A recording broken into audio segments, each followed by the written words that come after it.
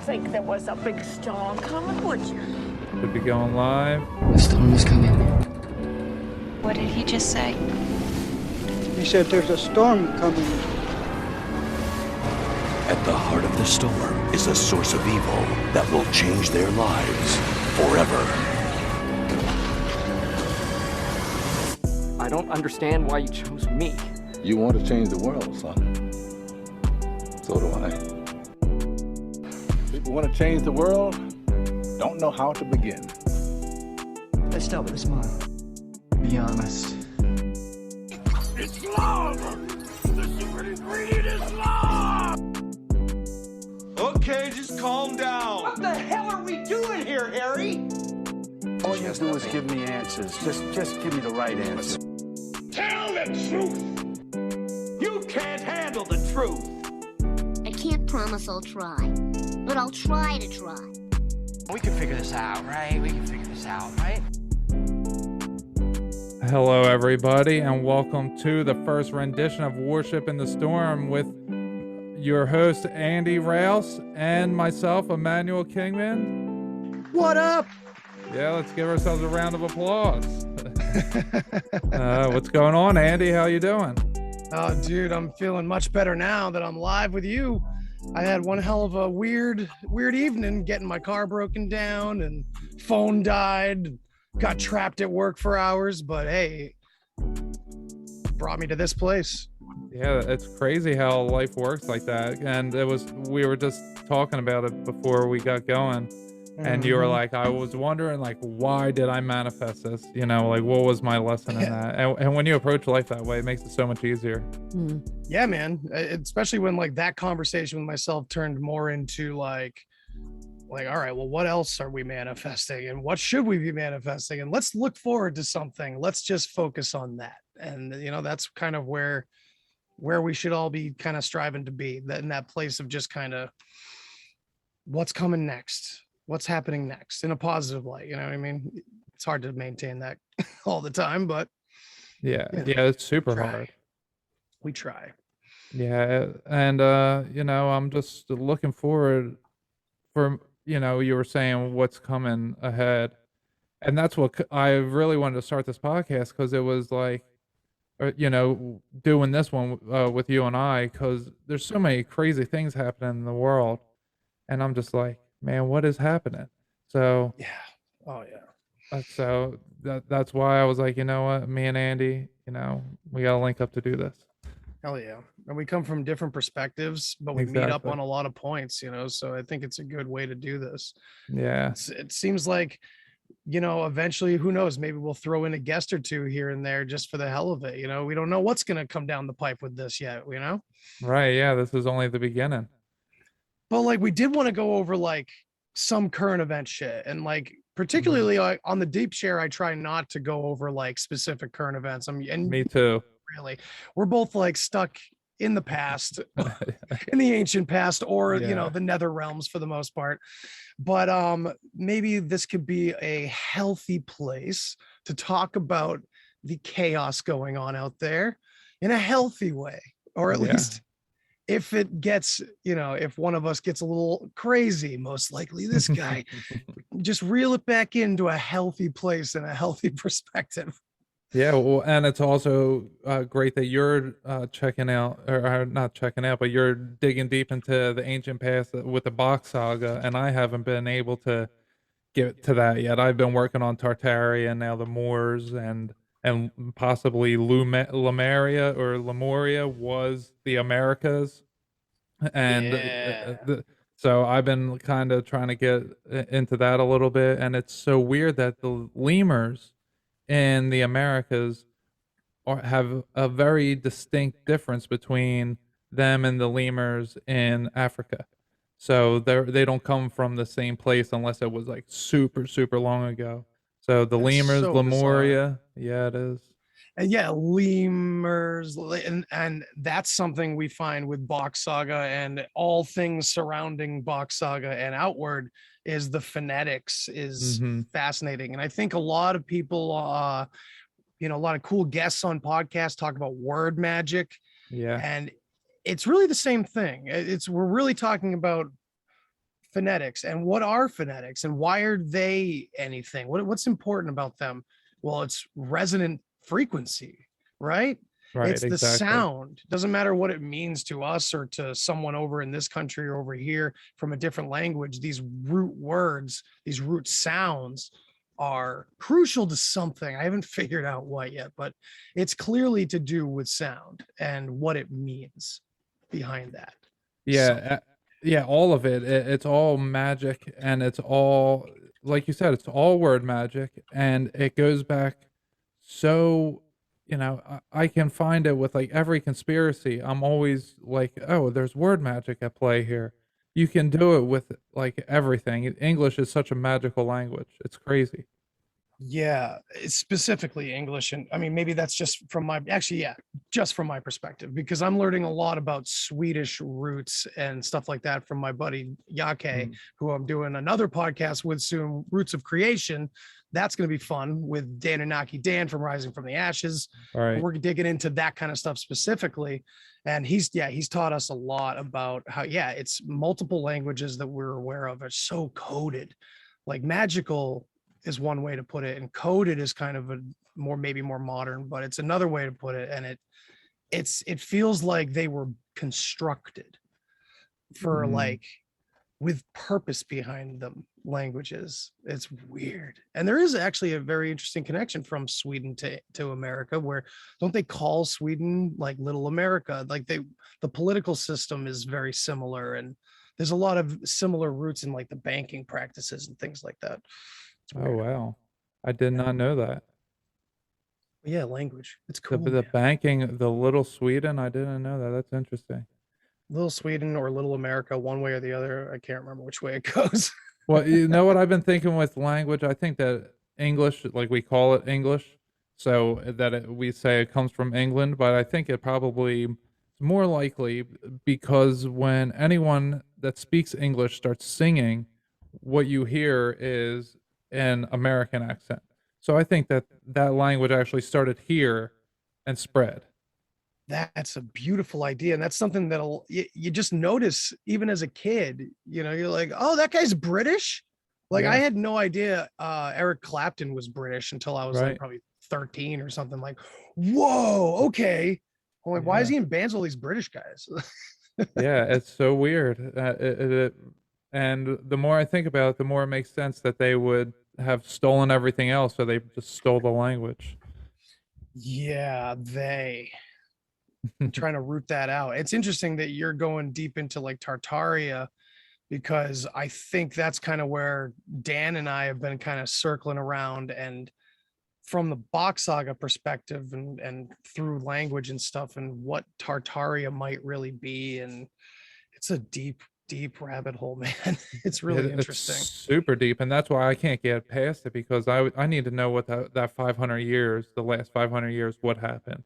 And I've been, Michelle Gibson, when I was on with her, and she was like, oh, Tartaria was just the Asian version. She's like, Lemuria was the Americas. Then she starts telling me about the Moors, the Moorish people. And then it turns out that the town that I'm from, Prospect Park, is actually used to be called Moore. And I always knew that there was this park there, a basketball park, and it's now for softball and baseball, that we called it the Hollow. But everyone else that wasn't from Prospect Park, they all called it Moore's Lake. So it was like we knew it as the Hollow, but everyone else knew it as Moore's Lake because it used to be a lake. And like we call it Hollow because it's a hollowed out lake, I guess, like a hollowed out piece of land. It's like deep. And there's a town called Moorton down the street, so it's Moore Town. So it's like my whole life I've been surrounded by moors and giants type of stuff. That's the stuff that always interested me, and now it's like coming to a head with what I'm finding out now, and it's just like what is going on, dude? Yeah, as Mark Steves often says, like find out what's in your own backyard first, and it'll blow your mind usually. That's what I've been. No, sorry, go ahead. Oh, just we have some places up here in New England that are suspiciously very druidic, and they line up with solstices and things like that, like stone structures.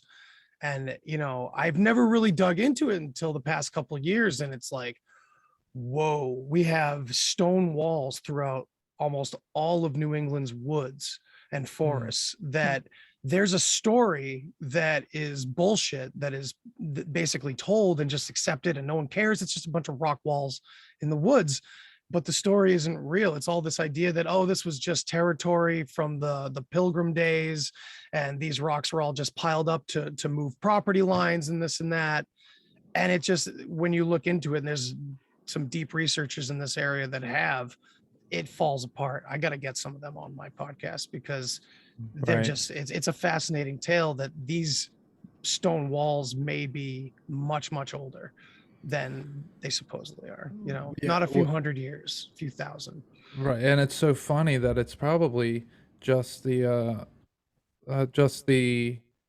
mud floods that buried these walls and whatever else was inside. Like I can tell, sorry, my mic is not cooperating with me tonight.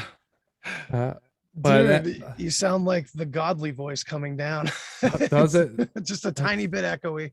Yeah, that's I don't okay. know. It's appropriate. maybe one day. But anyway, let's see. All right, is that better? No. I mean, your voice is wonderful no matter what. All right, I'll just keep it going, you know, whatever. I'll have to fix it. Sorry, folks, it's been messing up since Mercury went in retrograde. It's just been out of this world. Really maybe that's why I had so much trouble today, like car trouble left and right, like, and phone trouble. So damn Mercury. Yeah, and like you were saying, I've been looking at Savannah recently, and not just Savannah, but like all this week I was taking pictures of the towns that I was in order to, because I'm seeing all these structures, same style structures, and I'm like, oh well, I've been going places to look for them, like I'm passing them all the time. So then I've been looking around, and they're everywhere, man. I'm finding them everywhere. here, even in my own town. Like my wife pointed out, like I think it was actually my son. We were driving down the street, and he's like, "What's that really tall building?" And my wife was like, "What? Well, now that you point that out," and it's like, we didn't think of those buildings at all before, you know, the old church buildings and this and that, you know, these huge cathedrals around. It's just like, what the hell is this? And now I'm like, oh, maybe I should go to the town hall and check out all the building records and stuff like that. Cool. That's a really it's all good public. Point. That's a really good point. I never even thought about going into that, but we got museums and shit here that I haven't looked at yet. And, you know, that's something that I'm thinking about going to start to look at. Hell yeah, man. Yeah, so backyard. So do you want to tell your story of what happened with your car real quick? Oh, I mean I summarized, but yeah, it's just like I had no clue this was going to happen. The night was going to just go smooth. I work long hours. I work for a roofing company, and we're insane. And so I've been there all day long, and I just wanted a couple hours to relax before the podcast, you know what I mean? And zone out for a while with my wife. And that did not happen, because as soon as I got in my car, I got to the edge of our parking lot. My car died. My phone was on 2%. Nothing was happening good. So I like quickly started making text messages and got a hold of a coworker. He came by the shop like a half hour later, whenever he could, you know, got me the keys. I was able to take a truck home from my shop and ran downstairs after changing and came on with you, man. It was like right in the nick of time, but I was just standing in my parking lot for a long while trying to figure out what the hell to do. Dead phone, dead everything, no access. So I just started talking to myself, talking to my inner self, my inner child. I've been playing with that term for a while, and turned out to be a great conversation, and it recentered everything. And my whole way home, I was just thinking like, yeah, what positive outlook? Why did this happen in a good way? Why did this need to happen? Like, what the hell am I manifesting this for? And I was like, yeah, maybe my wife needed a little extra alone time, because my son's at his grandparents this weekend. So maybe she just needed a little extra time that she doesn't normally get ever. That's a So nice I thought. just, thought that. And then I got home, I offered that up and she's like, yep, I'll take it. Yep, that was it. But yeah, so it turned out to be okay. Yeah, And I was well, able to make it on time to this. And we were late on live anyway. yeah, and that's my fault. And I'm Oh, still whatever. messing around with microphones over here. I think this is better than it Well, was. that sounds good. Okay. That sounds fine. What kind of mic are you using? Well, I just switched. I just, Which one are you using? So now I'm using a little clip-on mic that it's supposed to clip on. Okay.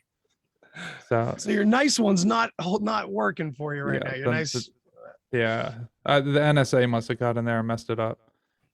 or Because Mercury. it was perfect. It really was like perfect. And then all of a sudden it messed up, and this one's still doing a little bit. So maybe it's my audio interface. Maybe I need a new one or something. be. I don't know. I mean, it's all brand new Technology. stuff, but yeah, maybe it wasn't all that great. I guess who knows. Well, it's weird. Like the more I get into any hobby, no matter what it is, the more I realize you can't really skimp on certain things. Like some stuff you can, but some stuff I feel like you really want to sound good or whatever. It's so annoying because it's like I'm into like mountaineering and shit, and I've tried to go like the Walmart route when I was a very beginner, when I was a teenager, and just almost died in the mountains. So it's like you need to kind of invest in something that you're going to take seriously, and I think this is the stuff that, like, even when you do invest seriously, I've had so many random technical difficulties. I've even lost a full podcast. It was terrible. It was like one of the best interviews I ever did early on, and it was gone. And there's How'd you no lose way to it? get back. I don't know. You don't even know how you lost it? Zoom started to download it like it does after you end the Zoom meeting. Yeah. And then the window went away, but the folder didn't pop up like it usually does. I'm just like, what? And I just searched forever in the Zoom files, nothing, just It's gone. not in your recordings? Wasn't in my recordings. I went into all the Oh, master man. files and everything. It was terrible. Yeah. Well, Put that that's... Crow 777 back on sometime. Oh, it was Crow 777? Yeah, we had a great conversation. It was just, we hit on a lot of different levels on a lot of different things. And I felt so good about it. I hit end. I'm just like, oh God, no. Why? Oh, man. But you know what? I tried the same thing, man. At that moment, I remember I had to look at it in a good way, and it was really fucking hard. But I think I had a good day. It was all right. Well, yeah, I guess, to me, it's always like it's some kind of karma, and it's God trying to show me, what that karma is by whatever's happening.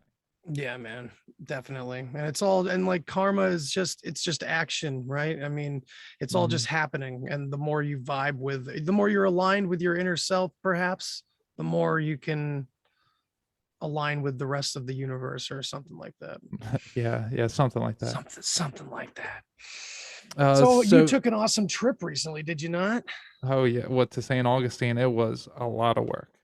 Let me tell you, man, it was a 14-hour day, of work, because I was taking pictures and I'm studying everything. I mean, I enjoyed it, but it wasn't like a relaxing vacation. It was very much like, oh, I got to take pictures of this and I got to take pictures of that. I ended up with 1,100 photos, Mimi. Too many.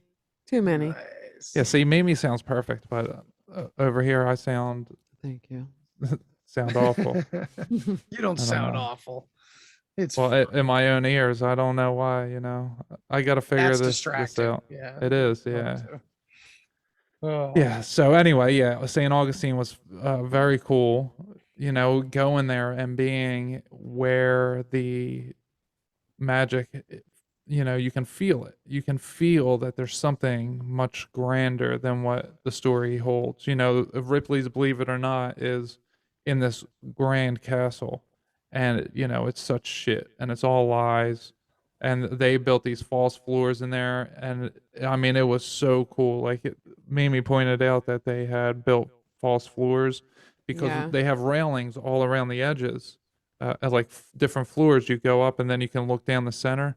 So it would have been that you could have looked all the way down from all the way up, like 4 floors to all the way to the first floor. It would have been so awesome. Yeah. And it probably would have given like the viewer a very specific geometrical perspective too on the whole building on the interior, you know. Yeah, you could definitely tell it was more than, what was it, 2 floors that we went on, but I think you could tell it was like way more than Oh that. yeah, it was much higher than that. Yeah, they Mhm. really they messed it up. They just really did. And the 'Cause feeling of being sucked toward the middle while you're yeah, it while you're was. walking around that railing is Yeah, it was like a ugh. vortex pulling you into the Ugh. center. It was really Yeah. That's strange. awesome. Yeah, That's it was really strange, but most of the shit there was bullshit. Like honestly, the Ripley's Believe It or Not, I'll tell you what. Like I thought it was going to be like Guinness World Records, like amazing stuff. It was just creepy stuff that it was like, do you believe this or not? And it's like, no, I don't. Yeah, it's like, no, but I see where you got it and stole it and distorted it and blah blah blah. Yeah, and apparently Right. he was friends with Walt Disney and And the Rockefellers yeah. and the World's Fairs and things like that. Yeah, so Yep. he was designing World's Fairs. Yeah, he was out looking for exhibits, basically. Yeah, this guy. Yeah. So he was part of the whole creepy thing. guy. Yeah. And then the rest. Oh, sorry. Go ahead, Mimi. I was gonna say the rest of it was just art, made out of random stuff. Yeah, like like Out of hair, out of Yeah, like pictures made out of toast. Yeah, like Marilyn Manson made out of like thumbtacks. Matchsticks or Yeah. honey or The one It's cool weird. thing, the coolest thing they had was matchsticks, a replica of the ISS matchsticks. So That's that was interesting. it was really detailed, and it was hanging from the ceiling right in the middle where we said it was like a vortex pulling you in. Yeah, and they had a bunch of NASA shit, and I'm like, oh yeah, this is definitely fake. Never a Yeah, straight the answer. glove or something was weird. The glove or the suit, something. Yeah, well, in Hebrew, NASA or Nasal, I forget how you say it, but Deceive. it means to deceive. Yeah, something like Yeah. that. It is weird, and people point to that, and then other people go, "Oh, come on!" Right. And it's like I'm kind of in the Word middle magic. there, because it's like I do buy the word magic, but I wonder, Mm-hmm. can we accidentally stumble upon not word magic and think it's something, or do you think everything that we can make into word magic has to be probably a part of the whole thing? I It's think just a random everything's thought I just had. something. I think everything's something. I think I any like that. word Me that too. has Yeah. multiple meanings, any word. I think every sound is accounted for. Exactly. There's a guy I listened to on Mystical American Patriot Society. His name's Sumo, and he was saying how demons, they're a really good at accounting. They got to account for everything, and they got to make sure that we're safe and secure because they need all of our information. All this type of stuff that they want to account for everything. And then it got me to thinking. I used to have OCD, and what's OCD but accounting for everything? And you have to yeah. make sure you count it, and it's in a place of despair Ooh. where demons would live. Interesting. So, when everything is accounted for in the way we speak, it's like, of course it is, because they're accounting for everything. Satan is trying to account for everything so that he can stay in power. And, That's intense. Yeah. Because I mean, whether it's through computers or artificial intelligence or whatever, doesn't matter the medium. It's these types of people constantly have always been pushing a artificial version of what you can do on your own, the world. Like, even I feel like people always focus on the fear in movies and news and everywhere to steal our loosh, to steal our energy. But it's like they do that all the time with our happy feelings too, that get sucked out of entertainment from entertainment and things like that. Like, it's all part of that spectrum. You know what I mean? well, even what I was at tonight, the festival, going on the rides, all the thrill seeking, that brings joy to a lot of people. But, someone's there collecting the energy. I mean, Georgia is like nothing but Freemasons everywhere. Everything is Freemasonic, and they have the best building structures. They have the best roadways because all the master builders live in Georgia. Not to say that they don't live other places, but there are so many here. Randall Carlson, one of them, he's a Mhm. Mason and he's a conspiracy theorist type guy. He's been in this type of movement, whether he's an infiltrator or he's a defector from them, who knows. But Mhm. he is one of the best architectures that there is, one of the best minds, and Yes. that's just how it is in Georgia. I mean, they're all everywhere you go in Georgia, it's just like everything's taken care of. And I was a truck driver, and I've been in 40 other states, and I've never seen all the roadways as good as they are here. Like, there's something about taking care of the structure here that is very important, more important to the state of Georgia than any other state that I've been in. Maybe I've only been in states a little bit, but it has a feel to it. That's interesting. Yeah, I mean, I can definitely not say the same for my state right off the bat, and most of New England. There's parts of New England that are very put together and very upkept, but then everything else around it is not. So it's kind of a farce in that way. It's just like, let's make this part pretty, so the rest of it will just be ignored. It's fine. Right. And the part that they're worried about ignoring, it's just like rural, wonderful suburbia and woodsy New England, it's fine. But those areas that you're talking about, that perfect master builder, everything's lined up. Are you talking about like the beautification as well of areas? Oh yeah, yeah. I mean, because it's Okay, a good. We're on rural the same area page. too. Like and even Savannah is the largest city near me, and it's so spread out. Like, it'll take you 20 minutes to go from this section to this section, but it's 20 minutes of it's not traffic that you're in. It's just instead of building up, it's built low and away from each other, and it's everything is like 4-lane highways. Even when the speed limit it might be 45, you usually have 2 lanes on each side, so it's always very comfortable. They thought of a lot of different things, like the way that the roads are built is there'll be woods in a stretch off of a highway, and they'll just have like cutouts going into the woods, but then the street will end, but they're like, oh, at some point we may build something, so let's just build the street now as if it's going into this road that doesn't exist yet, because at some point we will. It's like planning for the future is like they've been doing it for so long, it's just second nature down here. Dude, that's weird. You made me think of a lot of the video games I play that are like sandbox based. And like 7 Days to Die, for instance, you run into a lot of that where there's like the road completely ends, and it's like, oh, all right, okay, well, they'll build more here or something. You could totally build onto this. It's all these custom maps and stuff like that. That damn simulation. Yeah, and the devil went down to Georgia. I was just thinking that as well. So he accounted for the roadways and everything. Well, and that's like, you think about the two sides of the brain too. And what's the side that does all the accounting? And what's the side that's all the numbers and the logic and the reason? I would put that on the same side that you're talking about. Like, it's this lower, but it's not lower necessarily. I think that's a psyop a little bit. It's like, That could be. I don't know. I mean, you're more in tune with like the lower, like the body and the chakra system and stuff like that. So I know that exists, but as like a representation of something, obviously it's coming through in the physical as our chakra system. But it's like, oh shit, I think I trailed off into oblivion. I did say that I was going to. So that happened. I did warn you. Yeah. No, you were saying that the part of the brain that operates in the lower part.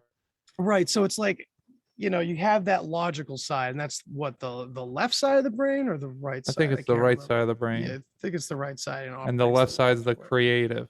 Right, exactly. And it's like, I often find that duality when it comes to this lower earth, like Luciferian ideologies are more like directed towards the earth and just more physical, dense, gross matter, those kinds of things. Whereas then you get to the creative, and then you're literally reaching for new ideas. So you're going away from these lower energies automatically. So it's like, it's almost like represented, right? Yeah, it's weird how it works, because so we're masculine and feminine. Our spirit is masculine and our body is feminine. Interesting. I would see it the other way around. Go ahead. Well, say it I'll explain real quick why that is that way, because the male always fills the female. You're a roofer. I'm sure you have fittings that are male and female. The male always goes in. Same with the electrical sockets. Same with hoses. It's always that way. The penis into the vagina. It's always the male into the female. And so what? After that, when you're talking about the body, the male thinking is the lower thinking, whereas the female thinking is the higher thinking. So when you can break it down further, then that's probably what you were getting at, was like the masculine line of thought is the lower. But before we get there, so it's the masculine spirit has control over the feminine body, just like the story of Adam and Eve.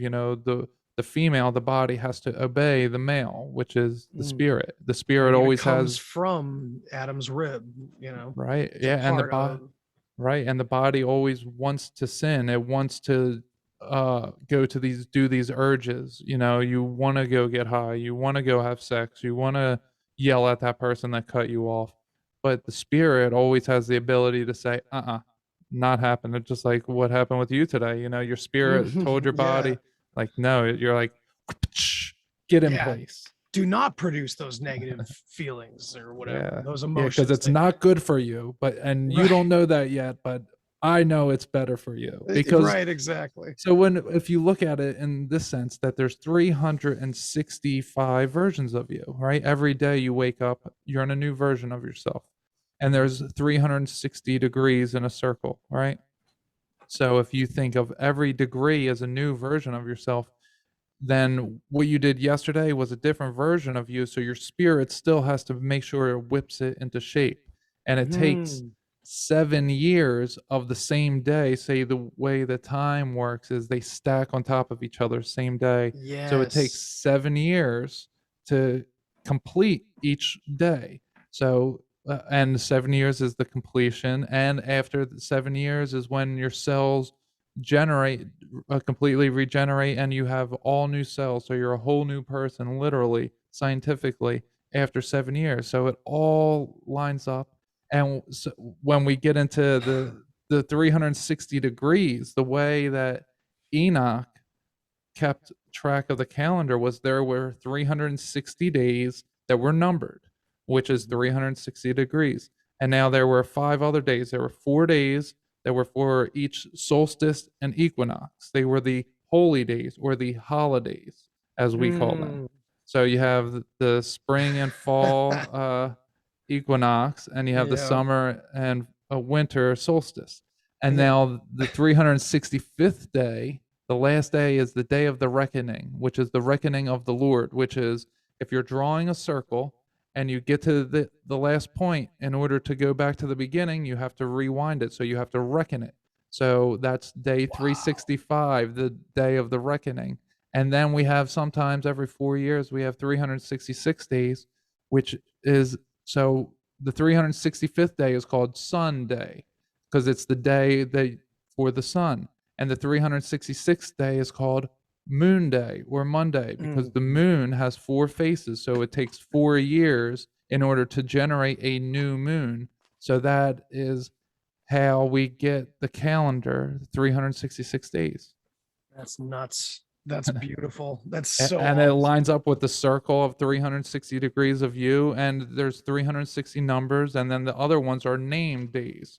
So that's why on certain, so our only holidays really should be the equinoxes, solstices, and the last day of the year, and sometimes the whatever the extra day of the year would be. Right. And then so 2 things. One, I've been learning through my work with Bach Saga and more of the Scandinavian mythologies is Wednesday comes from Odin's day. It's Odin. Look into that root. It's pretty intense, and it's very obvious when you follow it back too. Thursday's Thor's day.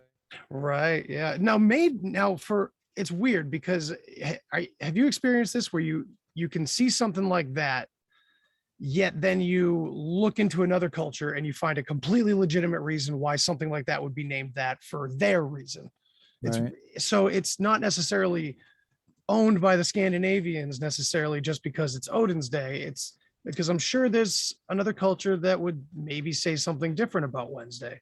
I don't know. Yeah. And then you got Saturday, Saturn Day. Maybe it was the Scandinavians, the Greeks, and the Romans all like got together and said, "All right, I'm going to put forth this one. You put forth this one." Maybe the sun worshippers put forth one. Maybe They the all moon came from the worshippers put. same Yeah, like originator. some council from every different place. They all got together, and they all were able to pick their own name of the day or name of the week or whatever. Something like that. But dude, you mentioned 7 years to complete a day, and that's really cool because what is 7 years in the Bible? Isn't that something? Isn't that the day of the resting period or something? Or what Well, is the 7 years? the seventh. Well, so seven represents the number of completion. So Okay. so 7 days. The seventh day is the day of rest. 7 years. I'm not sure. I Maybe swear there's a 7 years, and I swear I heard it earlier today. I'm gonna look something up and see if I can find it. that would be great. Yeah, because I'm not great with the Bible. I've read Okay, it. I actually for some reason I automatically thought you were like you could be an encyclopedia on the Bible for some reason. Yeah, no, That's kind of a hard task to do. Yeah, I read it once when I was in prison. I read the whole New Testament. I read the Old Testament, and then I read up to one part where a father was about to get seduced by his two daughters, and I was like, I'm not reading any more of this. And I read the New Testament, but it was like basically in one ear out the other. So I'm only finding what you described, of course, the completion. So I'll have to look into that further because I swear there was something about 7 years like of resting or something like that. Like in one of the characters' lives. So I know that the Hebrews, they used to practice that every 7 years they would renew everything. That they would, if someone was in debt, they would wipe out the debt, and they would Sounds actually familiar. like pitch in Yeah. money together in order to give them something so that they could renew themselves and all those types of things. That was a practice that they did. I just Wow, see that the that's- seventh year is actually like a Sabbath year in the Bible. So Yeah. that seventh year, you're not supposed to plant your crops and do those types of things. It's a complete okay. resting year. Wow. Wow, What do you, yeah. man, that sounds like total panic for for Well, I people wonder trying to what follow that's supposed to mean. Well, maybe you're supposed to Right. trust in God and what you've already planted, and Okay. who knows? Yeah, maybe is that a weird way of saying like stock up? I don't know. I don't know. Well, yeah, we're not supposed to do anything. It would be next year, I think, starting in Well, February. lots of people, even back then, knew how to preserve and can and dry meats Honey. and things. Yeah, so Actually, there were before ways honey, to right? preserve. I think they were finding ways to preserve. Well, I know that the story from like Terrence McKenna about like preserving mushrooms was like the psychedelic culture of that time's downfall because it would eventually turn to mead in the honey, and eventually they would just start getting drunk and they started to. I mean, at least that's his tale. I don't know how real it is, but I always like that. It seems perfect. A psychedelic, beautiful culture turned into a accidentally drunk culture and forgot all about the psychedelics. Well, I get alcohol can have a strong effect. It can do things to you. All that stuff is sure. super powerful. Oh yeah, definitely. Yeah. But that's not the only way to access like parallel worlds and stuff like that. You can Well, do I'll it on tell you your what. own. Yes, ever since I've been like being purified, and I've been giving up everything that I've been all my bad habits and all.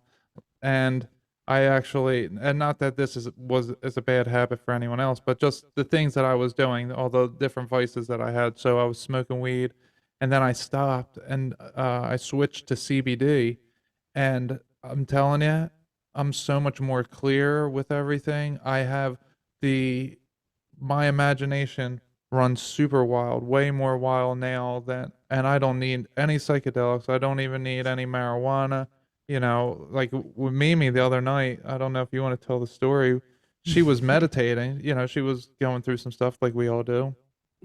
And I saw that she had a mirror in the middle of her, dividing her, and the right side of her was all structure, and it was like shoved in there. and it was looking into the mirror saying that it was, the structure's everywhere. And then on the left side was all her kundalini energy, and it was looking into the mirror and saying, oh, the energy's everywhere. But so I just pulled the mirror out of her, and then all of a sudden the structure, Integration. integration. The structure went around the whole body, and then the snake, it turned into like this boa constrictor because it was like trapped into the left side.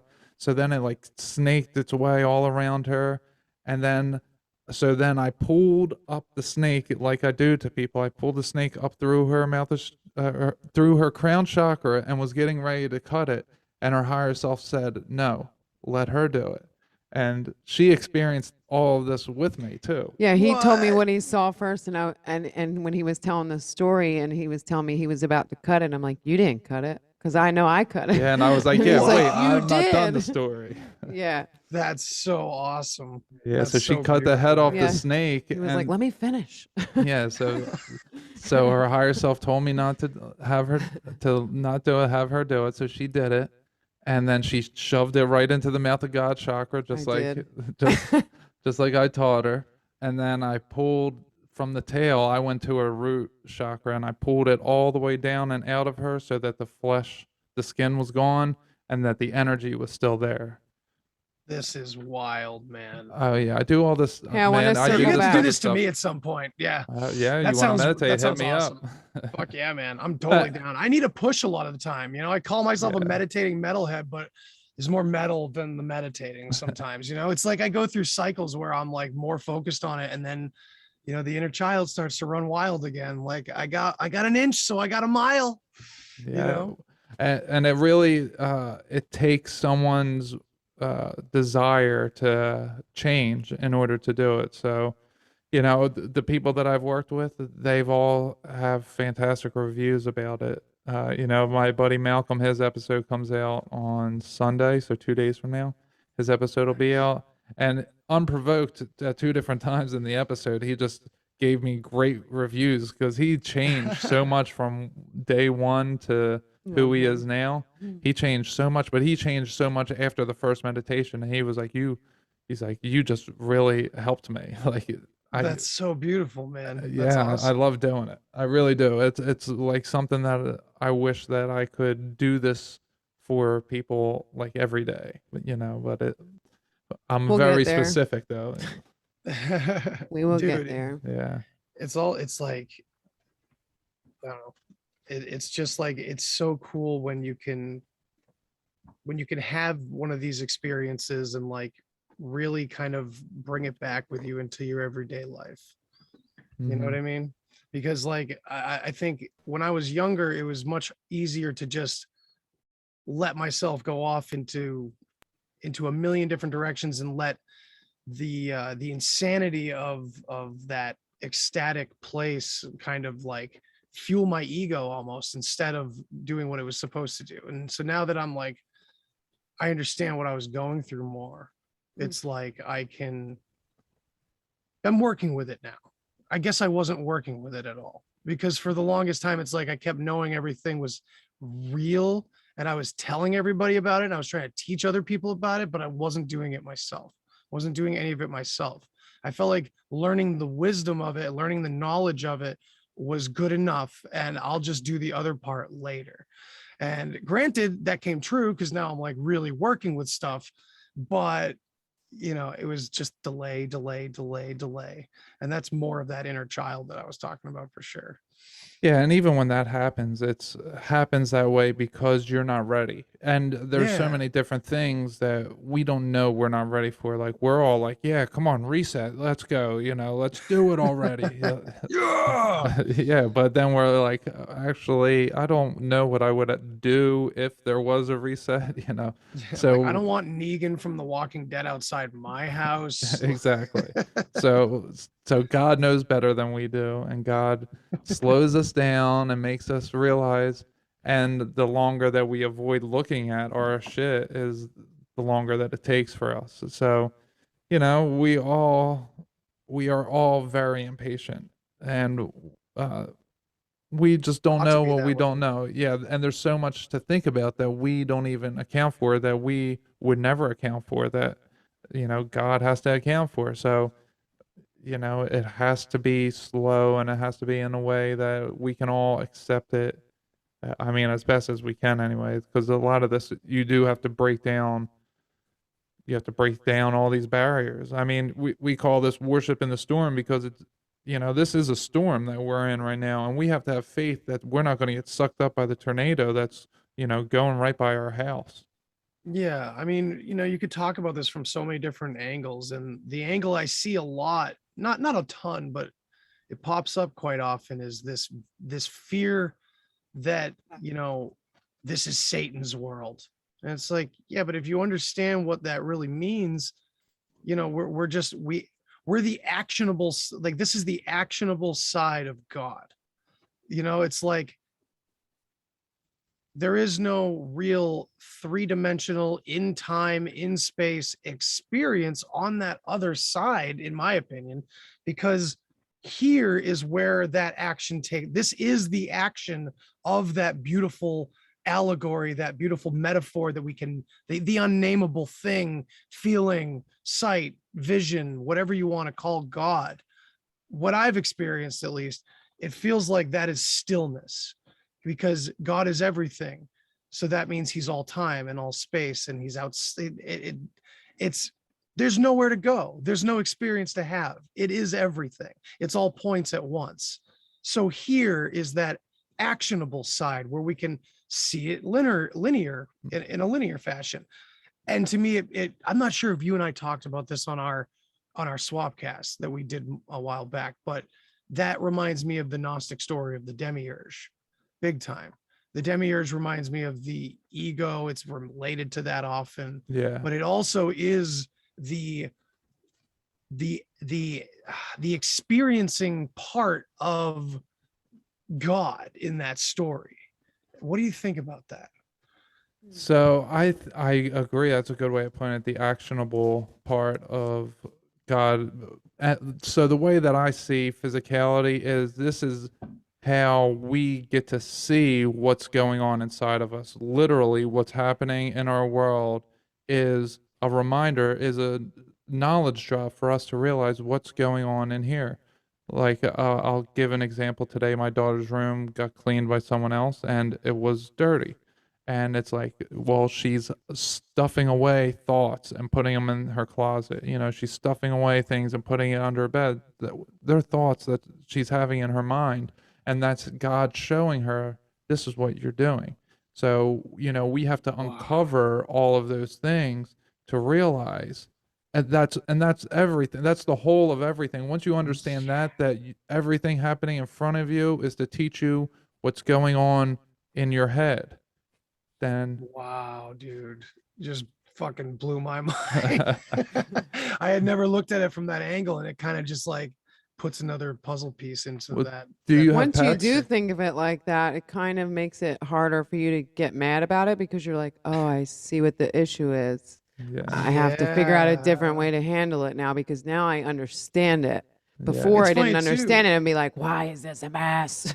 Right. Yeah. And back to like me saying, like, I'd like to teach other people about this stuff, but I wasn't doing it myself. And it's like, it's the kind of the same thing, because like I've always said that, yeah, your home is a reflection of you. Like, I've always said those kinds of things, but until you said it that way, it really completed that image. It was beautifully done.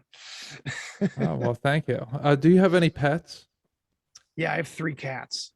Okay, so I mean, when you I'll say that I inherited 3 cats when I fell in love. Okay, all right. Well, then that'll You make don't it. say. That will. Yeah, you love one of them, but that will allow this to be a little more easier for you. So when you look at your cats, recognize when they are being your wife, or when they're being you. You can notice that they have your traits and your personalities, because everything in your world is you, right? It's just a reflection. Yeah. Exactly. So you can see when, like, I play with the idea a lot that our different pets we have the same amount of pets as people in the house. So it's like, oh, I assign each one do to too. different people. Yeah, see how it works Holy out that way, right? That's crazy. And each one is more closely represented by one person in the house. Now maybe it's not exact, and as above so below, it's not an exact scale because it's always changing, because sometimes the cat represents me, sometimes she'll represent Mimi, Yeah, let's talk about that. sometimes she'll represent Maya. Mm. All right, we'll talk about that in a second. But it depends on the situation. You know, basically, is who each one represents. And you just got me off track of what I was going to say. I had a whole big, you know, bombshell to drop at the end there. Sorry. This is gonna be a main theme for both of us. Oh, but basically, okay, I remember now. So you are to your pets what God is to you. That so when you see your pets, if you see them messing around with each other, you know, one messing with the other one, and then you stop them, and then you think about it like, did I have a recent, you know, spat with my ex, and then God stopped, or not ex, but you know, recent spat with my other half, and God Yeah. stopped us. And so, Whoa. yeah, when you think That's about it so like that. cool, man. Yeah, I never thought about that. Now it's like it's cool because like there's those like pet psychics and shit like that, and I always kind Yeah. of like threw that out. But you know, it's all the same. Oh, I Everything's- communicate with animals all the time and plants as Yeah. well. It's all energy. That yeah, exactly. It's all just a reflection of that original perfection. There's something to do. There's something in there about it's a reflection. I had this feeling once that it was like God trying to desperately get back to that original perfection, or that original perfect image that he had envisioned, or something. It's this weird feeling, and Maybe the I don't second know coming. what to really, yeah, I don't really know what to make of it. It's like, so there we've been talking about these like levels and perspectives, and it's weird how like sometimes within the God, how do I even want to say this? Within my egoic concepts and behaviors and patterns, I see a reflection of the elites, the cabal, and their behavior. I'm not like doing horrible blood sacrifices or anything like that, but what I'm saying is Oh like no, the lesser scale. the selfish behavior, or Right. obsessed, like, you know, bad habits, like, and you know, screw spiritual growth to just plow through and destroy the vessel. It doesn't matter, you know, like with bad food, drugs, alcohol, whatever, you know what I mean? It's like it's what the elites do to the world, right? You Yeah, know, it's exactly. kind of, it's a perfect reflection. So I always say that it's like, if there's a collective consciousness, fine, but the collective ego is what we blame all the time for our political problems and our economic problems and all the strife out there. Yeah. Feels like the collective ego of the situation, you know, this Yeah. fear-based thing, you know. And it was As above, interesting. so below. Yeah, exactly. And as you were just saying, God returning in his image, you know, that's the second coming of all of us rising up above this egoic status that you're talking about there. You know, that we tell the body, no, you know, we're going to do what's good for everybody, and you're going to love it. Actually, you're going to love it so much more than sex and drugs and violence, that you don't even have a clue of how much you're going to love what's about to happen. You know, you can't tell somebody that's just waking up like, but you never experienced love before, and they're like, well, of course I have. It's like, not you. Of God's course I love you have. haven't, right? It's Like, well, so, that sounds cheesy, so screw, like, whatever. Yeah, I'm not gonna. And that's interesting too, because like one of the first revelations I had after psychedelics, being like a very staunch, like, agnostic, almost atheist, loved all my atheist hero writers and shit like that. I immediately recognized, coming back from like mushrooms for the first time, that, oh, okay, I get religion now. I get it all completely and entirely. Yeah. And then I read Ram Dass, Be Here Now, And one of his best quotes in there that I loved was when he says, as soon as you get it, you want to run down the church aisles screaming the good news. Right. You know, you understand immediately all the songs and everything. You know what I mean? It's Yeah, just so because beautiful all the that way. information is up there, but it's all disconnected. It's all separated. And then what Yeah. happens when you take mushrooms? It's like integration, boom. Right. It Boom. all Yeah. it all goes together. And And just like you said, the mushrooms, they I was reborn. right. Yeah. And it's funny too, because like I always like to be a little, I've always had the rebellious side to me. And so I immediately started using the word God in place of source or the unknown or the whatever, that big thing. I just, instead of using those other squirrely terms, why not just use God? I started using God in a non-religious kind of way, but I kept using it over and over again, and it would perturb people, but not in a bad way. It would just, I hear this guy talk a lot, and now he's using the word God. Like, I always liked to do that because I wanted someone to not get it and want to find out why that's okay. Why it doesn't have to be specifically even Christian. You know, it doesn't have to be a Right. specific religion. It can just be one of the best words for it, or the easiest words. I don't know. You know? Yeah, well, I think that God is probably, I think I said this to you before, I think God is probably the original name for dad, like way Yeah, back when. dude. Yeah, you did say that, and I love that. I remember getting chills because I got it again, because it all goes back to that very simple thing. You know, you have to look at like the Yeah. individual growing up. If you want to understand society and humanity, you have to just look at how an individual was raised and what would happen if this happened to that little individual.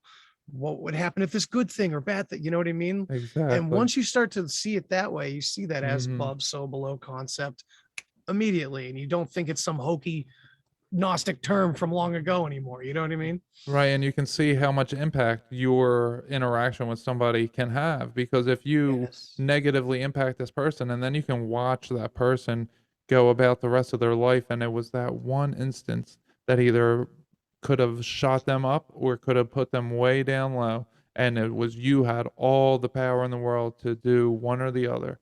And if we could stop ourselves and watch them, and then have the interaction, then everyone would interact very differently. Absolutely. I can't remember who said it, but someone said it a long time ago for the first time, and it was their quote. And it was, if only we could feel what we were doing to the planet, we would stop immediately. And But we do feel it. We just don't know that's what we're feeling. that's a good point too. It's like, you know, taking psychedelics was a really interesting, or one of the interesting parts about it was realizing that I wasn't having any new feelings or new visions. I was just suddenly recognizing what was going on in the background the entire time I was alive and Yeah. conscious. Mhm. Like, oh, this isn't just some dancing colors in front of my face. This is shit that's been with me all along, and I remember it now. Mm-hmm. You know, so this, I don't know where I'm going with this, but what made me think of was that, you know, it's all happening now. That this idea, I think there's a lot of psyops going on in the spiritual community, because it's easy to take us away and put a middleman in between us and our growth, Mhm. ourselves. And you see that everywhere. We have grocery stores that are filled with poison, and we have to go to a doctor to seek out health. You know, all these different aspects of society are just, instead of doing it yourself, here you go. That's kind of like what that is. It feels like, you know, it's taking away from that natural, going back to the self and going back to just Yeah. that truth that you can do everything on your Yeah, own. I had to back away from the spiritual stuff that I was in, because I could see that everything was to keep you in the astral world. Everything is designed to keep you disembodied so that you're useless. Because if you are too in the astral world, and not useless, I don't mean to be judgmental or harsh, but it is. Unactionable. Yeah, exactly. Because when you're smoking a lot of weed, when you're doing a lot of ritual type of stuff, when you're always focusing on the spirit world, then you're forgetting half the equation because we are human. Yeah, and that was one thing that always kept me grounded was realizing I'm human. I am supposed to be doing things as a human person with a sober mind so that I can make this a better world, not just try to escape it by doing these different things. So once I got away from that, and that's what Jesus really helped ground me. That's why I started connecting with him, was because I was way out there. Well, he chased demons out of me. So that there was that. But then I was really connecting with him to ground me because I was so astrally, like just like smelling weed will get me all of a sudden. I'm just having visions. It's Oh, man. really, yeah, it's really intense for me. So uh, even the CBD, sometimes it gets me to the point where I got to close my eyes for 10 minutes because it's just this pressure of spiritual matter that's pushing down on me, and it wants me to see it. So then I have to close my eyes so that I can see it. So the weed is just too much. And I see a lot of people posting that lately on Twitter, on talking about it on their podcast, saying that the weed's too much for them anymore. And I'm like, yeah, like I saw this coming a few months back, and people thought that I was crazy when I said it, but people aren't smoking as much weed any longer. I mean, some people are obviously, Yeah. but the people I that still am. that I am, that I But see, I've been telling myself I gotta like slow it down for and a there's long nothing time. wrong with it. It helps not. raise your spirit. Yeah. It does, but when you get addicted to raising your spirit in that fashion, that's Yeah. not good. You know what I mean? Yeah, and that's why I quit. Yeah. I've said it I think I've said it on a couple podcasts already, but like I find it hilarious that for years and decades we've all said like it's not even addictive, man. It's like Right. absolutely the fuck it is. Yeah, it's I all mean, mental addictions anyway. yeah, and those are the hardest, those are the most important ones we should be focusing on. It's like, dude, come on. It's the ones that don't affect you negatively, but you still keep yourself in the mindset that you need it. That's Right. even more of an illusion. Yeah. Yeah. Yes. I don't know where And we're going with that. yeah. Yeah, but it is all addictions, and why I quit, because I was like, I really had to examine, because I've quit at different times, but I really had to examine like what's the thing that's really holding me to it. And what it came down to me was I felt like I would maybe lose my spiritual abilities, that my psychicness would fade, and it wouldn't be as strong, and I wouldn't be able to perform in the same way. Little did I know that I was holding myself back, because once I quit, it was like whoosh, so much Boom. more. Yeah. It, Yeah, it was almost like all your spirit needed was for your physical side to let go, and Yeah, reintegrate. yeah, to allow it to go back to the way it's supposed to be. I was like trying to force it my way, and once I just let it be, the process took over. Merrily, just let your boat Yeah, go down the stream. gently down the stream. Don't fight against it. I used to have that poem hanging up next to me at my in my office at work. That's Oh, awesome. nice. That's perfect. I was like, I can't wait to get out of here and merrily. I know, and the whole time it was trying to tell you, no, do it now. Yes, No, it's not work. I know. You chose this. It's like, well, damn it. I didn't mean to choose it or something. Mm-hmm. Yeah. That's back to that inner child stuff, man. I'm loving learning about that. I'm learning from these people. They call it like Wu Wei wisdom. And Okay. it's exactly what we talk about. It's just putting it into a specific perspective, just like anything else. You could often call it ego, but the inner child seems to really resonate with me as a parent, because a lot of the lessons are turning me into a better parent too, and making me consider how I speak to my child, or how, I mean, not that I'm not I'm a good dad, but like it's really making me refine so many different thought Oh yeah, processes. me too. Because like you're supposed to be treating yourself that way. And once you recognize that, you're like, oh my God. And then all the bad talk that people do, it's such a bad habit. Where does that come from? Who knows? You're saying lots of good stuff I'm writing down over here Yeah, because you Oh, are. good. That's it's great. making my mind flow. Yeah, and I agree with all of it because, the way that I used to parent, because the way I was parented was to yell, yell, yell, punish, anger, rage.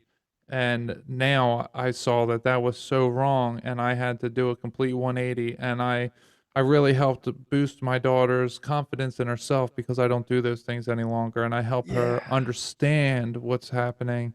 And it's been a process for me. It still is, but we've gotten to a really good place. And last year was not very good. So, uh, it really does work. And I never looked at it as my inner child, probably because I was, it was such an asshole that it wasn't a child, but that does work for a lot of people. Like you're a happy, upbeat type of person, so you want to have fun and maybe be a little goofy more than you should be. But so Mhm. inner child definitely works for you that way. But for me, it was definitely ego, pride. Pride Oh, was, dude, for years that was the term I always used. Don't get me wrong. Like yeah, I love the whole ego concept, and I followed it right into all Eastern mysticism and things like that. And right, it's interesting when you get to Buddhism from Hinduism, it's like two very different worlds because in Buddhism, all that's illusion. It's just all illusion. It's yeah. all your silliness, And I think that hits home probably the most for me, Well, It really is. I heard something very interesting that Buddhism is actually atheism because you don't believe that there is a God larger than Yeah. you. You think you are God completely. So it's the same. Well, It's like the full spectrum of atheism. Where I guess you're they right. still think Yeah. there's no God. It's That is interesting. really, yeah, I have heard that before and it does make sense. And it's interesting why that is not like that. So meditation and a lot of Eastern practices don't necessarily offend the cabal. Yeah. There's a billion meditation apps out Oh, there. Not that meditation is bad, but they got to do something about it because it's so undeniably helpful that it's something that they could never take away from us. Yeah. Contemplation, no. Yeah, well, what they do is they push duality on us, and duality isn't a real thing, but you can make it a real thing by being okay with all the dark things, by trying to be love and light. So Yeah.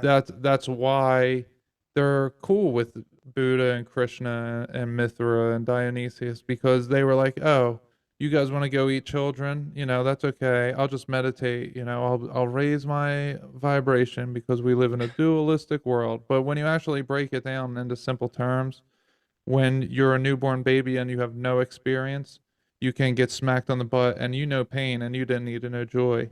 You know that the light's too bright for you to see, even though you didn't know darkness. So there's always a first experience of anything, and you didn't need to know it's equal and opposite to know that what you're feeling is what you're feeling. And I can use another analogy for if the sun never left, if we had sun 24 hours a day, which means that life would just be one big day, then everything would only grow. It would have no other option but to grow Yeah. and become larger. So if it everyone says we live in a dualistic world that you need the darkness to grow, like no, you don't. You plants don't grow at night, they grow when the sun's out. You need water and you need sun. That's the only two things that you need. So we get stuck in these ideas of dualism because everything in our world is dualistic, so that you can point to like, oh, you need darkness to see light, but it's like if you only knew the light, you wouldn't be perplexed by looking at the sun and be like, what is that? You'd be like, oh, that's light. You would know inherently because we know these things inherently. And so when they tell us and that it's a dualistic world and we think logically, we're like, oh, yeah, it is. But when we think creatively, it's like, no, it's not a dualistic world. You guys made it that. And that's why Right. they push these new age type of things, Luciferianism. They don't care what you worship. The only thing they don't want you to worship is Jesus because Jesus is like, no, no, no, no, no. There is no dualism. You guys aren't actually going to do that. And I'm actually going to be a human and I'm going to stop you from doing it. I'm going to do what I can do to stop you, but I'm going to do it in a love and light manner but I'm not just going to sit back and do nothing. And meditate on it. I'm going to actually be in the game. And that is the difference in why they had to string them up, hang them up on the cross versus why they are okay with everybody else. That was really good, man. Yeah. And it's man, I've had such a rocky road relationship with Jesus, man.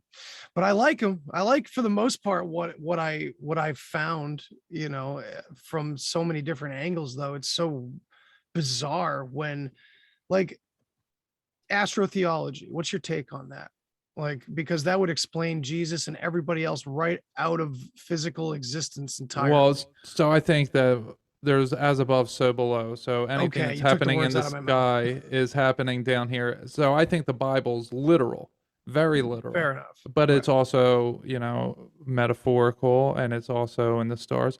And I see, I had Micah Dank on, and I've seen him plenty of times, and the Dave Matheson and these types of people. So I'm very aware of it. And it's very mind blowing when you first come to it. But there is a lot of it where you can say, well, if this was happening on a human scale, say you and I were interacting one day, and maybe I had a bow and arrow, and you had, a virgin or whatever, something that we could then point at the sky, like we could just be stargazing and be like, oh, look, you see, that's kind of playing out what we just did. And then someone just wrote it down, and then everyone else started seeing it because someone said, oh yeah, look up and you can see. So is it that someone created that and then told everybody else, so then put it in the collective consciousness, so now everyone can see it, is true. So yeah, it does feel that way anyway, even from the astro theological perspective. Shout out to Micah, because he talks about this, how like simplistic it is. It's like a secret list of instructions basically on how to operate throughout the year. Like, okay, the Taurus, so put the the plow on the bull, and it all lines up throughout the year. So yeah, it clearly was a coded thing from the very beginning. I don't know how far back it goes, because the zodiac is so old, or at least we're told it's so old. Well, the fallen angels brought it down so Enoch was alive, and it was during his father, the son of Jared, Enoch, when his father was alive is when they came down. So 6 generations after Adam is when the fallen came down and taught humanity the zodiac and astrology and all that. So, it's interesting. But for me, I didn't get into Jesus at all until I had the injury that I had. And once I had that and the demons were chased out of me, like I said, I started a relationship, and then I started being shown things like, oh, if this is simulation theory and it's the hero's journey, then who's the collective hero? It's like, oh, it's literally encoded in the simulation when you see NPCs talking about Jesus saves and Jesus is the savior, So any angle that I started looking at it, analyzing, I was like, oh, Jesus is God. And I saw him in the clouds and knew the face of God. And I just talked to Jeff from Shadow Band Podcast. He said he had a psychedelic trip, and he was like, I don't know. He's like, I don't know if I would call it Jesus or God. I don't want to put a name on it, but it was the face of God. But it was it was Jesus. It was what I showed him on my website in the clouds. And it's like that face that we see, that image, we just know inherently that that's God when we see it. And I saw him in a psychedelic trip as well, and then I've seen him many different times in meditations, but it was every way I tried dispelling Jesus as the creator, I couldn't do it. Just the way, flat earthers always say they tried dispelling. Every way I tried dispelling Jesus, it just brought me to him, because it was like, oh no, it works. He is God. You're on mute. Whoops. So yeah, man, it like that brings to mind a lot of different things. And I also had a psychedelic experience that made me oddly feel like I was part of the biblical story. Oh yeah, you are. Sure. Right. And but it felt so, it was odd, because my ego was still present, because mushrooms, it doesn't really completely dissolve you entirely. You're still there witnessing a lot of it. And it was like this overwhelming thought, like, but wait, no, you've rejected all this. Like, this is just one religion on the earth. Like, why are you feeling this way? And I never reconciled it, but it did. It all felt very intense. But maybe it was because I was raised with it a little bit, but I wasn't raised with it Yeah, I hardly wasn't at raised all. with it at all. I was a tiny bit, but just in the background. We went to church here and there, like for a few years when I was younger. But like, this was different. This felt like, but also maybe the hero's journey is that internal part of us too, Oh, like yeah, that's because definitely part of it, but as above, so below. There has to right, be one exactly. for the collective.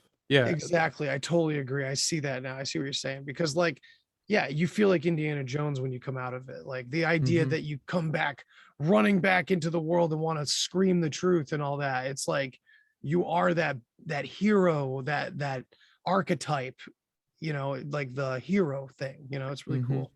It's Yeah, all because as above, so everything is moving and operating for you, and this is how people get stuck in the idea that they are God completely. right. Is Yes. is they're like, "Oh, this is all for me." It's like, "Yes, but everyone has this equally." It's not just you have this. Right. Everybody has this. So that's like another new age trap where oh, everything's happened. I can manifest whatever I want, but then when you think of it like that, you can only manifest what God allows you to have. If you could What the manifest collective can anything, work into well, it. not even that. It's what God allows you, what you align with by your actions that you're not even knowing that you're doing. So, like, sometimes you can purposely bring something into your life, of course.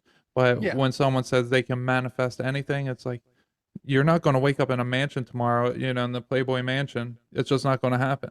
You Yeah. literally you can't manifest anything because you're not completely God. There's limits to everything, and a lot of people do get lost. I mean, I was kind of lost up in that. I was never a manifester though, but I mean, just in the terms that like I kept saying over and over that I'm Jesus, I'm Lucifer, I'm this, I'm that, like I'm something so much more special than everyone else. And then it was like I was like, no.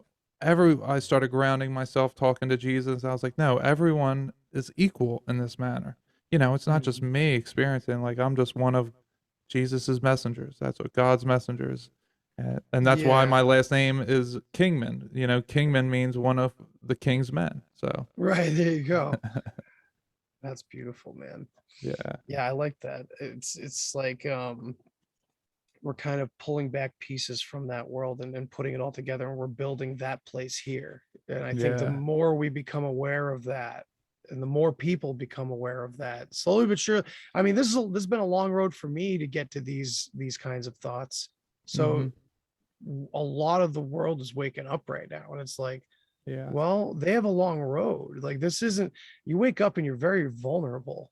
You're Mm. completely vulnerable. When your whole view of the world falls apart, you know, it takes a long time to rebuild. And I think a lot of us think we've rebuilt it many times over when we haven't, Yeah. when we're still in the process. And maybe that process goes on forever. Who knows? It's very interesting. We can't verify anything that existed before we were born. Yeah. Even that, like, I can't really verify anything before the age of 2, Right. so Exactly. was I just popped in here with memories? Is everyone else just popped in with memories? Those thoughts come across our mind, but then it's like, now, well, we got to trust something. We have to, is even, okay, maybe maybe there was a starting point at some point, maybe 1850, 1800, I'll just say, was some starting point. Mm. Then someone was plopped in at some point, and this would be some kind of haunted house where animatronics just pop up out of you and scare the Yeah. shit out of you, and you don't realize what's going on. Like maybe that could be happening, or maybe it could just be that we've all made terrible decisions in our past that led to further and further getting away from the truth, and to now there's all this lie around us, and all that. So sticking with this and adding back to like with what we were saying about whatever you see in your physical world is a reflection of what's going on in here. Um I heard a story from Randall Carlson, not really on any podcast, just an obscure video that he had done years ago on Halloween, talking about Halloween. And regardless of what anybody really thinks of the comet impact theory that's, happened a long time ago, supposedly, and wiped us all out or whatever, reset, flood, all that kind of stuff. Regardless of that, he talks about Halloween and he goes through all these details around the world. And I can't remember.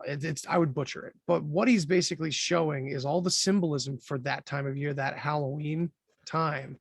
All the symbolism points to this event where a comet broke apart and came here and wiped everybody out. Basically, across the world, whether we know it or not, on a subconscious level, it's a day of mourning for when we lost everybody. Oh, the Day of the Dead. Dude, right? So sure, you can look at it from a normal perspective and go, oh, it's for everybody that dies. Yeah, but what if it was about one day, one time where we lost everybody? And there was all these demons came onto the earth, and that's why we all wear masks and to hide, so they can hide amongst us or something. Or maybe even just like sticking where I'm flowing on this cognitive level right now, and it's like that the demons, the masks, that's just repressing that horrible moment that happened to us. As above, so below. Making light of it. Making light of it. Oh, maybe yes, dude. Because that's what the individual does. We repress that thing until we're mature enough to understand how we should be facing it and going through it. And look at us on this planet. We're digging in. We're going through a massive therapy session right now on the planet. Yeah, I mean, shit, we're figuring out the real meaning of Halloween.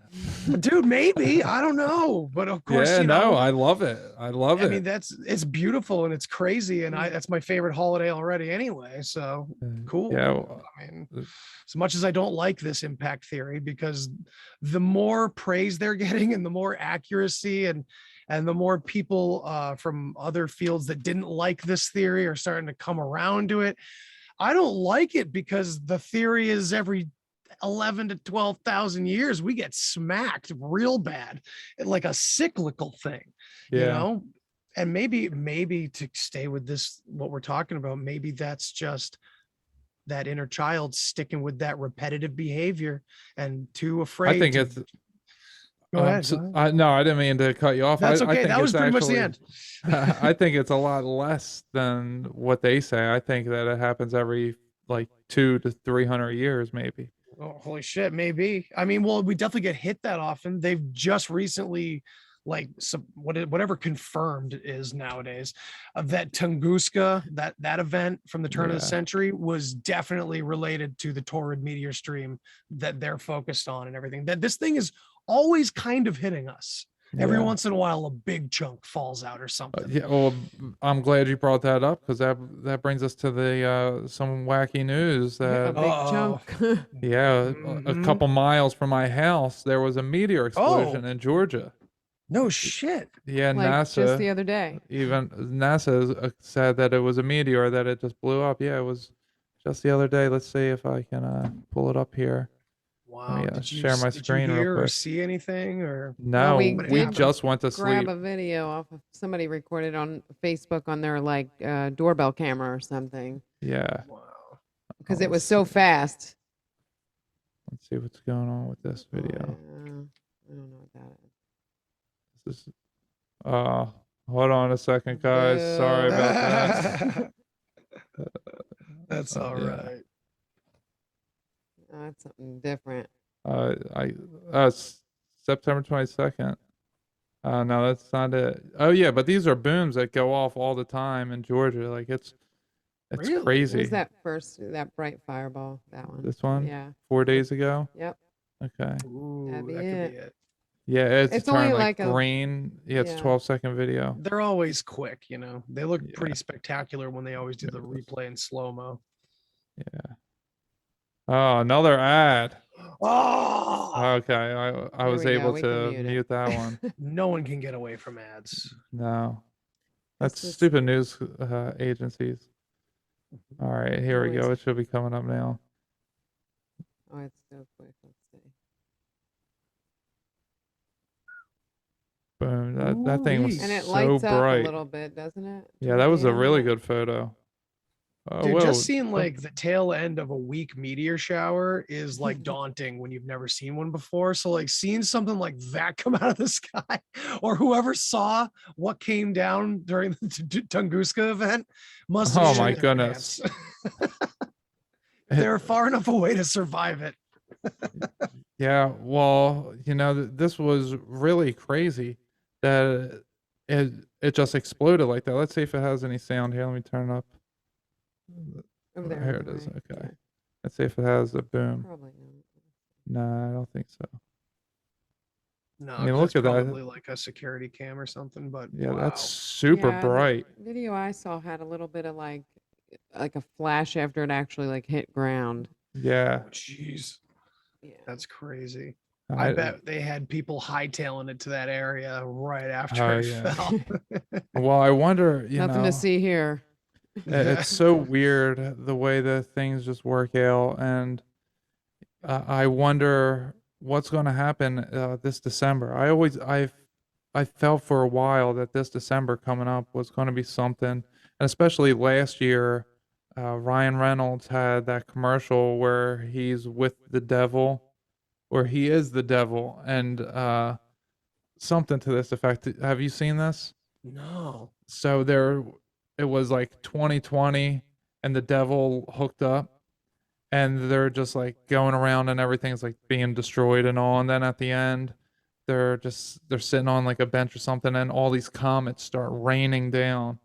And it Oh came my out God. like right around Christmas last year, and it was like, oh well. And now we have the Matrix coming out this Christmas, and there was Yeah. on The Simpsons, they had a poster where it says a Matrix Christmas, and it has Neo with two guns in his hands wearing a Santa hat, and he's like this, like Oh shooting the my God. guns. How many years ago did they have that? I don't know. Probably like 87 when the Matrix wasn't even a thing or something. Yeah, probably. Matt Groening freaks me out. I don't like any of that because like Yeah. at first you go off to the spectacular world, like there's so much going on in like symbolism in Hollywood and stuff like that, and all that. You're like, oh, what the hell does this mean? But then it's like, oh God, they're just fucking with everybody. Like the predictive programming thing. It's like, all right, well, let's not all start looking at that commercial like it's going to happen, because that's how the elites get shit done. They make us think about shit and focus on it, and then boom, enough of us focus on it and it freaking happens. That's why Event 201 was a fucking initiation ritual, because it got those leaders, all those leaders, when they left that conference, they all went back to their homes all over the place, and they all brought that mentality with them. They all did that big event over that whatever many days it went on, and they acted like this pandemic that hadn't happened was completely real, down to all of us crazy conspiracy theory dissenters. All of it was theatrically put there as a training operation. That was an initiation, in my opinion. Yeah, they're still initiating us in what they're doing now.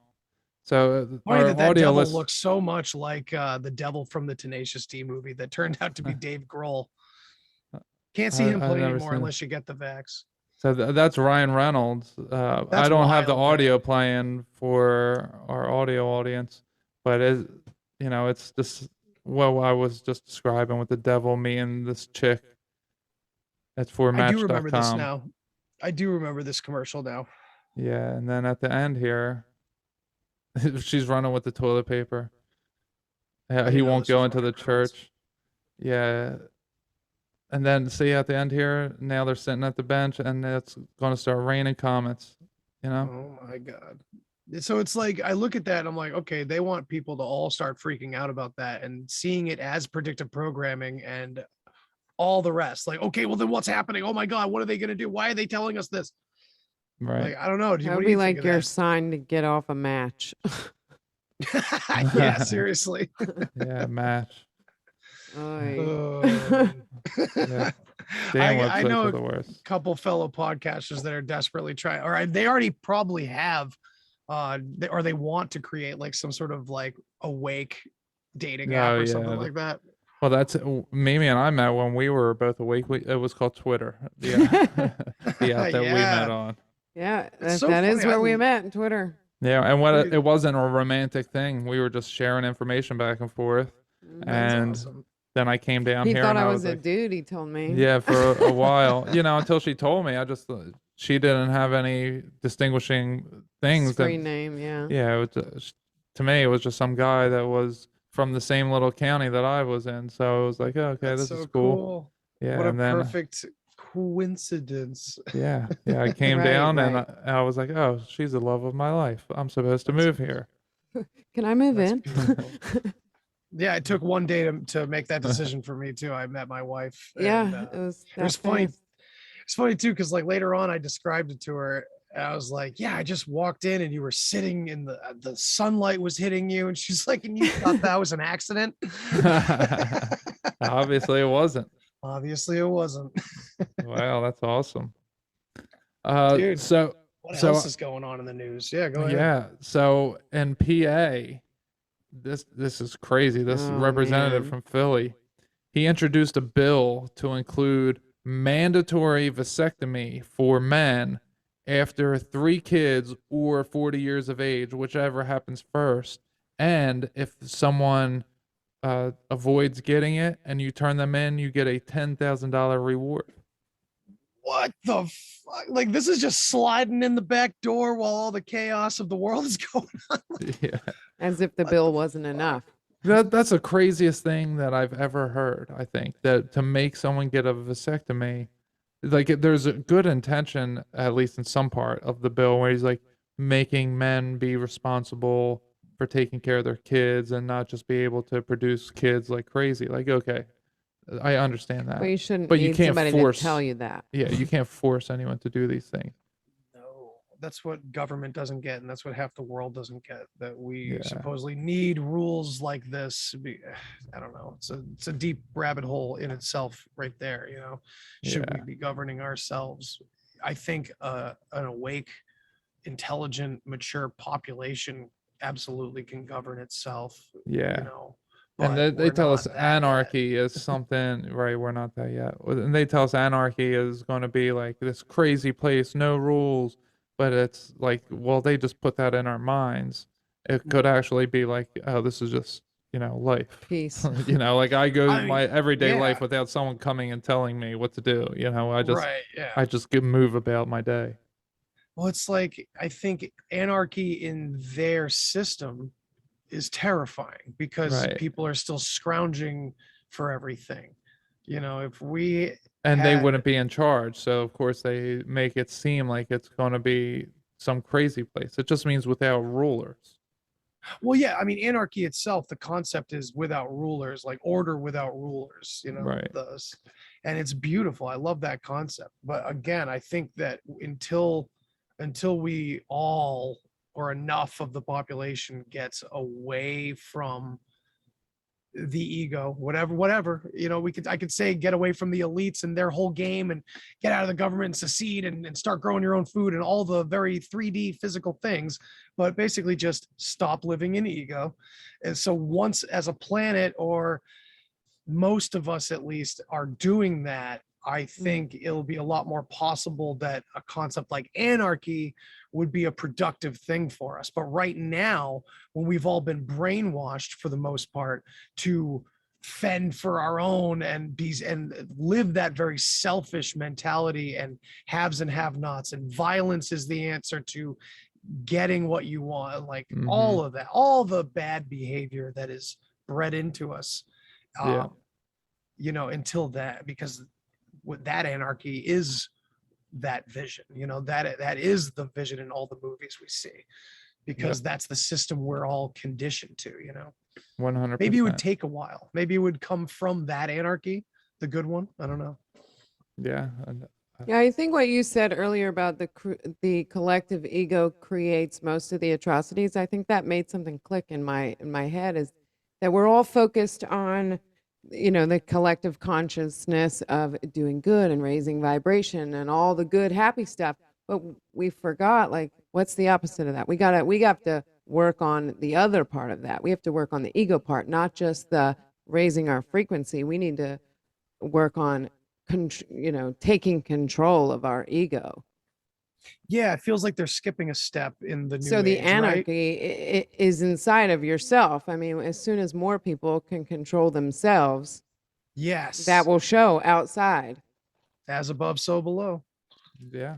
Yeah. That was perfect. Yeah, I think what you were saying, like structure on my left and the kundalini on my right and the mirror in the middle, that's the same thing. I mean, that's Yeah. the collective ego It was and the collective unbalanced. consciousness. And when that mirror got raised and everything integrated, I finally understood, like, the bedroom situation, the dirty bedroom situation, because any other week I would have just, bitched and complained about it, and I would have went about it a completely different way. And now that it kind of integrated and made sense, like, okay, this is why she's doing this. This is why I think she's doing this. This is what I think I need to do to help her, Right. fix this. What- Really, I need to Right. help. The definition of insanity, Right. doing the same thing over and over, expecting different results. So it's, they keep doing the thing that we don't want them to do because we keep handling it in the wrong way. Once we handle it in the right Yes. way, they'll And stop doing it. once we show them, like, this is what you've done, here's the mess now piled on your bed. Now you need to put away these parts. Like, we cleaned it up for you. Now you need to put these Yeah. parts where they go. Yeah. Yeah. So that was beautiful. Yeah, we've talked about so many great like topics tonight already. I can't imagine where this is going to take us, doing this bi-weekly, catching up like this. This is going to be awesome, man. I really look Yeah. forward to more of this. Yeah, me we- too. we have these big themes tonight. It's like the as above, so below was really heavy. It was really cool to like dig deeper into a lot of the stuff that like this is going to be therapy. This is going to be my church, in my Yeah. opinion, because like my other podcast, the Deep Share is really fun. And I love having all the discussions I have, but this is more particular. This is very specific, and it's fun to be able to do that. Where on the other side, it's like I'm trying to mix things up and I'm trying to go in different directions. This is It's a just lot of more work. like, yeah, and it is, and I love it, and I absolutely Yeah, me love it, too. and I love sharing. But with I everybody. agree with you 100%. And this is something where it's like, okay. And I had this other day when with Jeff from Shadow Band podcast. It was like, okay, we could just relax. I don't have to, be on top of my game asking certain questions. I Mhm. don't have to, we were just having a conversation. Yeah, And I'm that's trying. and this will be really beneficial for me because I've been working so crazy. So it's like, okay, I can come and we can chill, we can meet up, a meeting of the minds. And the reason why I wanted to ask you is because you were so completely open-minded that was like, okay, that was like the thing that really, because that's all that really matters. I just want to connect with someone that's super open-minded because I say some crazy out there shit, and Me not too. that, Yeah. yeah, and not that anyone's ever really said anything negative to me, but I just felt like, okay, with Andy, I can, It's a good I can space be to me, bounce yeah, and you ideas can and be thoughts. you, yeah, and like Mimi just said, it'll be a really good place for us to be balanced. And I mean, like you said in the beginning, we do have different places where we come from, and so for me, that's all a better bonus because then it's like we can reach more people and we can uh, bridge a gap maybe that exists. Hell yeah, man. I love that. I always want to do that. That's the thing I always say is bridging gaps. I always love doing that uncomfortably sometimes if need be. And I love that Yeah. too. Yeah. I was always the one throwing parties with friends that never knew each other on like throw them all into the mix. Let's see what happens. Like Yeah, just well, bridging gaps, man. Well, that's what you're doing with your roundtables. That's what I'm trying to do with my roundtables too. Hell You know, yeah, I dude. started Your hosting first one roundtables. was awesome, dude. Loved It it, was man. awesome. Yeah. Thank you Oh, so much. dude. Yeah, it was great. I haven't got a chance to listen to the UFO one by you guys yet. I meant It's to gone. watch That's it. why it's It's gone, from gone? everywhere right now. No one gets to see it yet. So Oh, okay. so what I did, right now it's just like this 4-part series called The Witness that I'm Okay. doing. And it's covering perturbed consciousness from different angles. And I had one of them live the day of on Dave and Camden from Gen Z's podcast YouTube page, just as a, hey guys, over on that side, come on over and check this out. And then it's gone because I'm not releasing it until I release all of it at once later next month. Just because it felt different than a regular podcast. Right. And it's like, I could shoot the shit about these things with anybody on a podcast and it would be awesome. And I do, but this was more particular where I wanted to get as many intense minds together as I possibly could. And some reached high and I succeeded in some places getting some really great guests for every one of them. So it was really cool. Oh, that's awesome. awesome. Come out next month. Everybody can get a chance to listen to all 4 of them. So Yeah. cool. Okay. Yeah. Yeah.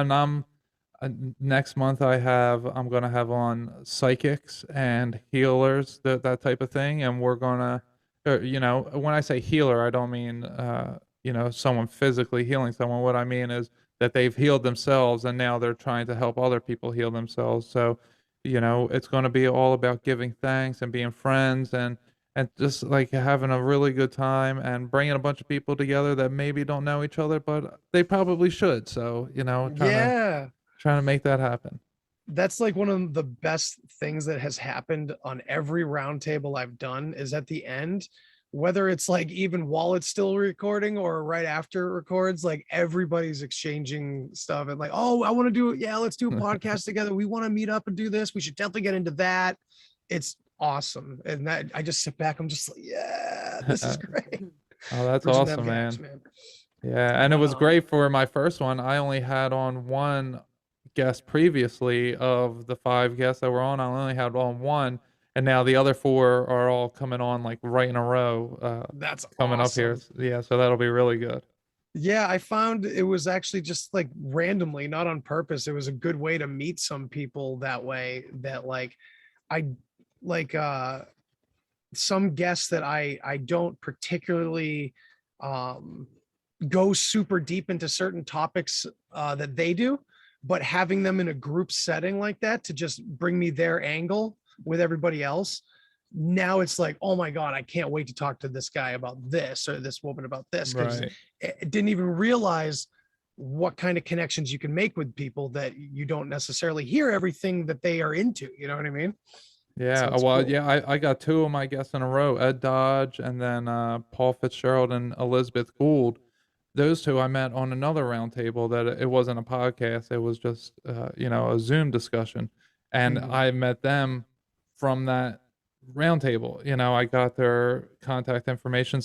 Bruce the Tourist, hooked me up with them. Nice. And he was on it as well. He was hosting it. And so then I had him on. So then it was 3 episodes in a row where Ed Dodge, Paul Fitzgerald, and Elizabeth Gould, and then Bruce the Tourist. And it was like, boom, boom, boom. And they were all from this one round table, and they were all killer shows. Ed Dodge covered androgynous angels, then we cover and goddesses and that type of worship that used to happen, and all the old gods.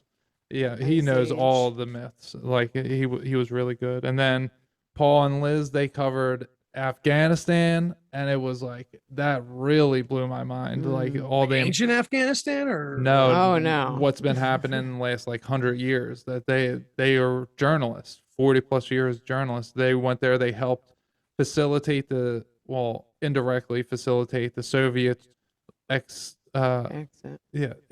out of Afghanistan in 83 because they were over there. They were only Americans that were allowed to go over there. It was like this whole great story that they told. And then with Bruce, we talked about Robert F. Kennedy's assassination, which I never hear talked about, which was just so amazing. That's awesome, man. Yeah. The connections we're making and Yeah. the scope of what we're all talking about. I think that's so amazing. Because like there's a macro to that too, in this whole truther quote unquote community. We all have our own factions, this and that, but like when it really comes down to it, I think conversations like this, we can kind of like look back and reflect on it all and go, oh, look at what all of us are coming to. Yeah. Slowly but surely. It's cool. Yeah, we're all getting there. We're getting to the truth. Yeah, some kind. So this has been awesome. Yeah. Everybody, thank you so much for joining us. Yeah, This thank was you great. so much. Yeah, this Yeah. was. I'm so excited that we got this up and going so far.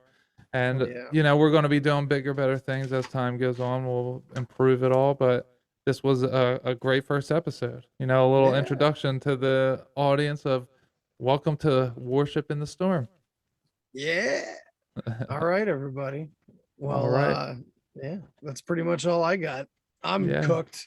Yeah, after me the day too. I've had. Yeah, I am good to go. All right, everybody. We will talk to you later. Good night. 2 weeks. See you then.